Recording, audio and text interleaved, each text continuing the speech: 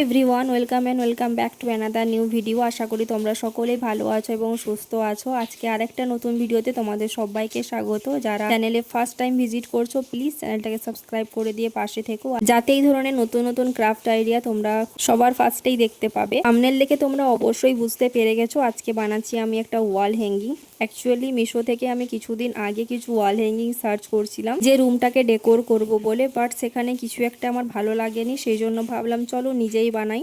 আজকে এটার জন্য আমি নিয়েছি কিছু কার্ডবোর্ডের টুকরো, দেন এটাকে এইভাবে শেপ দিয়ে আমি কেটে নিয়েছি। তোমরা তোমাদের পছন্দ মতো শেপ দিয়ে এটাকে কাট করতে পারো।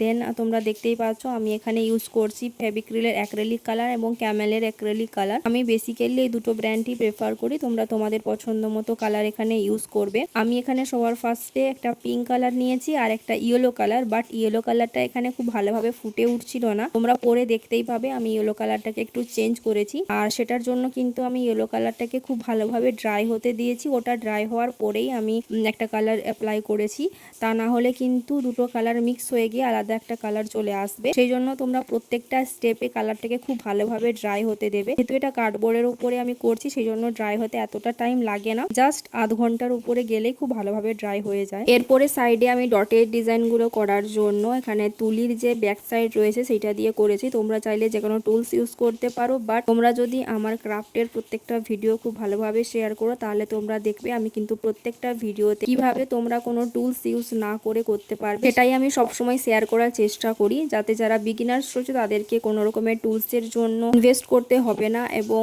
সবাই যাতে সহজভাবেই বাড়িতে প্রত্যেকটা জিনিস তৈরি করতে পারবে। তো তার জন্যই আমি এই প্রসেসটা ফলো করি এবং পার্সোনালি প্রেফারও করি। এরপরে এটা পুরোপুরি ড্রাই হওয়ার পরে আমি এখানে কিছু মিরর্স নিয়েছি, সেগুলো দিয়ে আমি এভাবে ডিজাইন করে ডিটেইলিংটা করছি। তোমরা তোমাদের পছন্দ মতো এখানে ডিজাইন করতে পারো। দেন আমার কাছে থাকা কিছু কড়ি এবং থ্রেড দিয়ে আমি হ্যাঙ্গিংটা করেছি। আর তোমরা বাকি প্রসেসটা খুব ভালোভাবে ফলো করো, তাহলে কিন্তু অবশ্যই বুঝতে পারবে। আর যদি আজকের ভিডিওটা একটু ভালো লাগে, হেল্পফুল মনে হয়, প্লিজ চ্যানেলটাকে সাবস্ক্রাইব করে দিয়ে পাশে থেকো।